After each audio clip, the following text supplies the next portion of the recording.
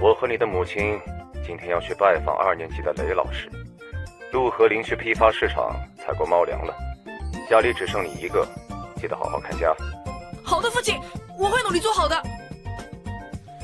要是出点什么岔子，罚你这周不能吃海鲜。知道了，父亲。果然还是让你妈妈来讲电话比较好嘛。什么？没什么。父亲刚刚说了什么啊？子腾，我来看你啦。亲，你怎么过来了？今天不是周末吗？嘿嘿，我刚好迷路到这附近。你来的正好，店里有只宠物，状况让我有点在意。发生什么了？幻影龙蜥蜴不知道是不是水土不服，一直不肯吃东西。我看它整天郁郁寡欢的。这么严重？这个痛苦的模样，这个咆哮声，不会错了，它多半是受到了来自黑暗力量的侵蚀。但是，该怎样去净化它呢？亲，你看起来怎么那么严肃？子腾，据我推测，这个情况很危急。哎，我们最好……风铃响了，有客人来了。神经药同学，你们好，我带小白来，梳毛。这只狗狗叫小白啊？只是单纯的梳毛吗？需要做什么造型吗？需要忍者的造型。忍者造型？忍者？难道是那样的？啊，那是哥哥留下的电视，不过出了故障，一直只能放一部很老的动画片，叫什么《三文鱼忍者》。没错，就是那样。很好，能在9分钟里搞定吗？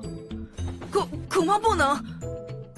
那就把握在99分钟吧，拜托了。神经药同学，难道是什么开关吗？哎，没想到这家宠物店是学弟家开的呀！是前辈们。黑豆，快点进屋，外面冷。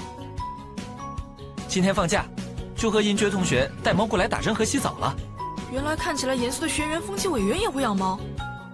对了，子腾，前辈他们好像挺了解动物的，你要不问问他们有没有什么办法？本尊才不要打针，为师也不要洗澡，我们要离家出走！喵喵喵喵喵！发生什么事了吗？是新来的幻影龙蜥蜴，它一直不肯吃东西，看起来心情很糟。啊，这个情况师傅之前也有过，之后我给他换了鲱鱼罐头，情况就好多了。你要不要给你家的蜥蜴也试试？或许有其他更适合它的食物。别听他说的，原来前辈家的猫爱吃这个，难怪闻起来。喵！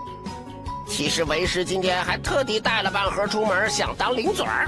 既然遇上了，就顺手赏给你喵。师傅，你怎么带着？子腾，你看到了吗？他站起来了。不对啊，情况怎么更严重了？真是不懂欣赏。喵！幻，我回来了。哥哥，你不是在国外读书吗？怎么回来了？不太放心你和爸爸相处，所以我提前毕业回家了。这是子腾说过的哥哥。虽然很想认识你的朋友，但眼下这个状况，看来必须要处理一下。不知道是不是因为我喂错了东西，幻影龙蜥蜴什么都吃不下。他这个状况看起来更像是思念家人。思念家人？啊，我想起来了，前几天陆鹤林好像把他的孩子卖掉了。那要怎么办呢？你们不用担心，多陪陪他的话，情况会有好转的。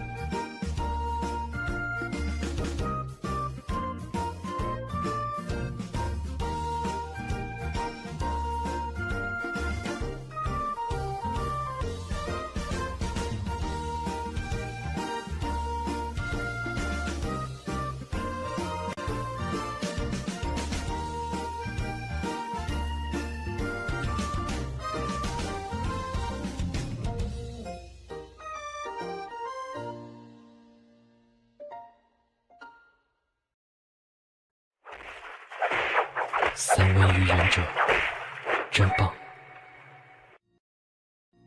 在这个学院里，没有什么人能有秘密瞒过本小姐，包括你。